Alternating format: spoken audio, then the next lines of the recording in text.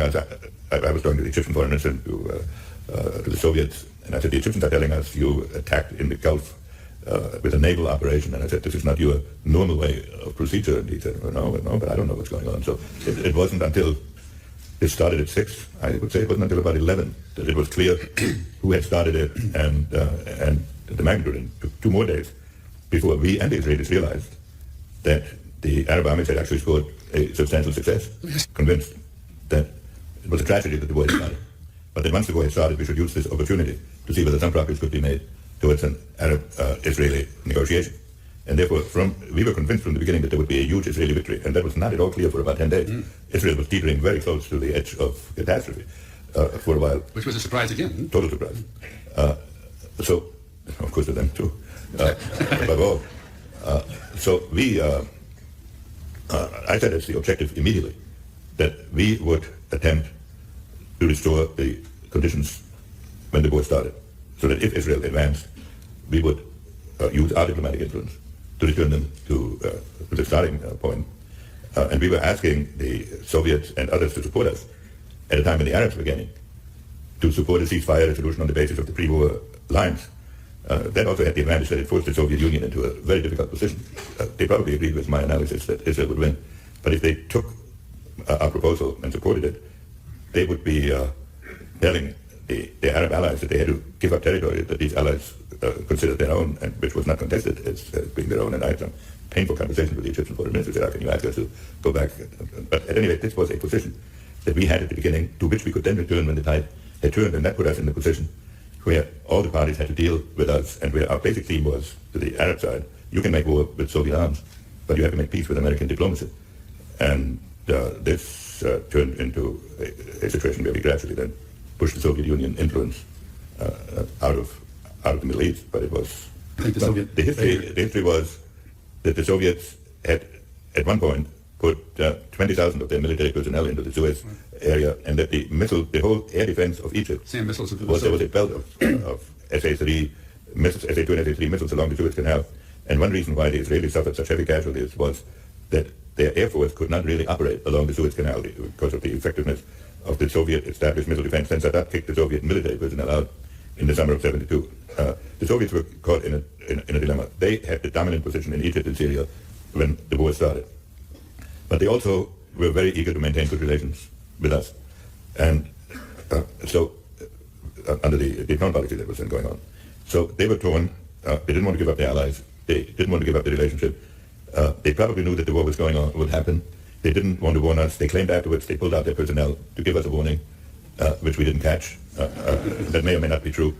But I think the Soviet policy did not have a clear line during the crisis, and that was a great opportunity for us. They were encouraging, and they did start, on the second or third day, they started an airlift of their own to help mostly Syria, but some into Egypt. I wanted to prevent 2 things. One, a huge crisis with the Soviet Union when the vice president was in the process of resigning, and Watergate was building up, and Vietnam had just been, at least temporarily, put behind us. And secondly, I wanted to prevent the Soviet Union from appearing as the protector of the Arab world, and to split and to isolate us in the defense alone with Israel, with the European countries also opposed to us.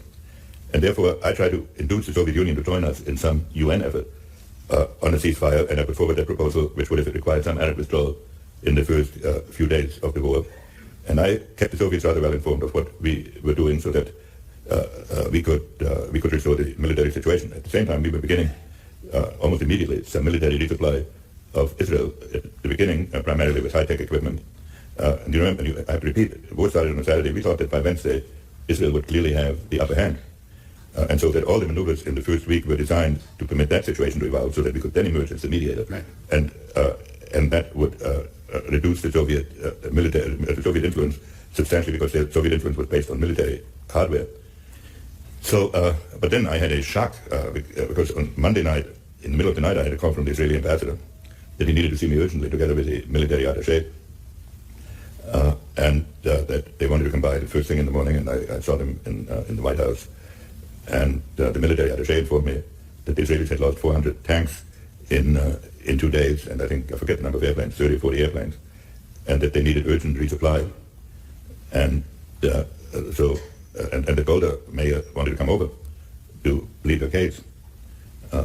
I said under no circumstances could Golda come over, because I thought that this would be a sign of such absolute panic that if the Prime Minister of Israel leaves Israel in the middle of a battle, that then all the other Arab countries might jump into it, and the Soviet Union might begin to try to pick up the pieces. And that I would let him know by the afternoon what our reaction would be. And so we met during the day, President Nixon and advisors and myself, and we told the Israelis, we were shipping all along whatever the Israelis could carry on El Al airplanes. We told them we would replace all their losses, and therefore they did not have to hold anything back in their military operations. And but it was essential, if we wanted to get a negotiation started, that they take some action in which they were not losing on every front. I mean, that was in essence which they were in the first few days. As late as Wednesday, the Arab armies were still on territory that Israel had prior to the war. So this was so this then started. So there were two separate questions. One was, could Israel count on resupply? That they could totally.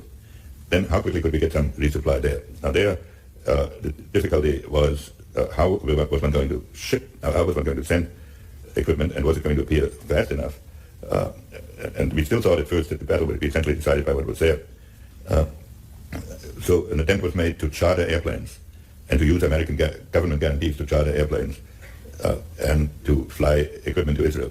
And it would be too boring to go through all the details why that was not possible. The airlines did not want to charter planes. They did not want to lose business in the Arab world. It was difficult to get insurance. Then it turned out that it was difficult to get landing rights in the Azores. So about 36 hours were lost in getting the non-El Al air support. Except we started flying planes. The airplanes we began to ship immediately because they could be flown there by refueling directly. Then on Friday night, it became clear that the Israeli offensive had been stalled, and that we had to back up for a minute. On the day after we had made this promise to the Israelis on resupply, the Soviets caught on to what was going on, and they were beginning to urge a ceasefire in place, which was the way each war had ended. And we stalled them for 3 days until hoping the military situation would be restored. But we finally said we'll trigger that diplomacy on Saturday. By Friday night, we decided that the best way that we couldn't wait anymore for charters, and we started an American really military airlift into Israel, which is a highly unusual thing to fly an American military airlift into a combat zone. You're also worried about how moderate Arab regimes might react, and you were looking for a provocation of the Soviets to allow you to go forward? Well, you read the book very carefully. We were worried all along because Europe was in a panic about possible oil cutoff. We also wanted all along, our strategy in the Middle East had been based in part on Israel and in part on the moderate Arab countries. And we did not want the radicals to run wild as a result of an American airlift. So we maneuvered in some part on the ceasefire negotiations in such a way that it looked as if the Soviets had failed to deliver. And then, and it may not be all this attractive, our airlift was already going and had already been flying for 15 hours, but it took a while to get to Israel. So by the time we told the Soviets that we were doing an airlift, as a result of their transgressions, the fact was we had already started it. The fact was, whatever the form of diplomacy was, if we could not get a negotiated outcome then, one had to wait until there was a clear-cut military decision. And so then the second week was spent on waiting that clear-cut military decision to emerge. The Egyptians made a military mistake of moving 2 of their armor divisions outside the protection of their missile defense. So they lost in one day 300 tanks of their own to the Israeli Air Force, and then the battle turned entirely, and the Israelis... there were 2 aspects to this. The first was the Israelis scored a big victory by going across the canal and in effect tearing up that missile defense shield. Then an urgent ceasefire was made. I was in Moscow. I flew from Moscow to Tel Aviv to symbolize our continued interest in Israel and to work out the exact hour of the ceasefire. And unbelievable as it may be, here's Cairo and Jerusalem are 500 miles apart. It took us an hour or so to figure out the time difference because there was no. So anyway, this was done, and when it was done, I left. And on the way back, while I was in the air, the Israelis jumped off again and trapped the Egyptian Third Army, which had not been trapped before. And so I arrived back in Washington thinking we had a ceasefire, and the Egyptian Third Army had been trapped. Now, we had maneuvered against the Soviet Union, but we did not want to inflict a total humiliation of going to Moscow, going to Tel Aviv, making it look as if America colluded in this maneuver, and I did not think it was either in the interest of Israel to have to destroy the Third Army, which could fairly easily be reconstituted with Soviet military help, and overthrow Sadat. By that time, I had developed a respect for Sadat because during the war, which I should have mentioned earlier, during the war, from the first day of the war on, he and I exchanged messages. And even while we were resupplying Israel, I would send him messages saying, now remember, you will need us when this war is over. And please conduct whatever you're doing in such a way as to make it possible for an American peace offensive or peace process to start. And he never unleashed the mob against us the way NASA had in 67. So for all of these reasons, we thought that a solution had to be found to the problem of the Third Army. Before we could turn to the solution, the Soviet Union threatened to send troops. They got really angry when they found out they'd been had, didn't they? Well, yes, we did not conduct our diplomacy in order to trick them. We wanted gradually to push them out, but they were very angry to have me there, go back via Tel Aviv, and then so they sent us a message. It was on a Wednesday night that they moved massive naval forces into the Middle East, into the Mediterranean, and they sent us a message threatening, saying that they and we should send a joint military force in effect against the Israeli trapping of the Third Army, and that if we did not join them, they would go alone. And they had stood down 10 of their 12 airborne divisions, which is a sign of mobilization. And so we did not respond to this message until we had put our military forces into a state of sufficient alert to be noticed by Soviet intelligence, and then we replied. And then the Soviets pulled back and said it was enough if we each sent 50 observers. And we cut that down to 20 before it was over. But then this was Thursday. So Friday, what I urged the Israelis to do was to permit a convoy of food, water, and medicine to go to the Third Army, but otherwise keep the positions as they were, keep the Third Army trapped, but not starve them to death. And this the Israelis, by one means or another, managed to avoid doing. And so come Friday, we get a message from the Russians that a hotline message was coming. And that usually means it gets there within 5 minutes. That's why it's called the hotline. And in fact, it turned out that we didn't get one for 4 hours, so we thought, here we're building into another crisis. And so we decided that we could not have a nuclear crisis every 48 hours on an issue which needed to be resolved in everybody's interest in the way we had proposed. So we sent a message to the Israelis saying, we sent a message to the Egyptians urging direct talks between Israel and Egypt, which had never happened before. And we sent a message to the Israelis that if by 8 o'clock the next morning they had not let that convoy through, we would have to vote against them in the UN. There were groups in our government who wanted to resupply the Third Army with American airplanes, which I opposed. Well, I can assure you, we got a message from Golda Meir, which was not exactly friendly in response to this.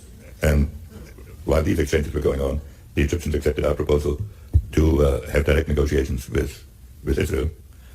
And that started another minor crisis because there was, well, shall we say kindly, a misunderstanding as to exactly where they were going to meet. And that was finally solved. And so after the smoke cleared, the convoy went to the Third Army. There were the first direct talks between Egypt and Israel.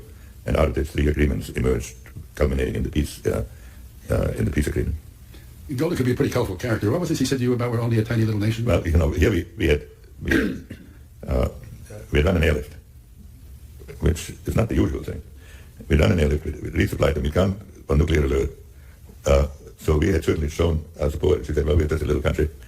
And if you want to tell us, if you and the Russians want to agree among each other about our fate, then all we asked her to do was to send one convoy with food and water through lines that would continue to be controlled. But on the other hand, I adored Golda. And she was tough. She was heroic. She was stubborn. But she also had, when she understood the necessities, she fought for them with great courage. And I think she's one of the most remarkable people that I've met.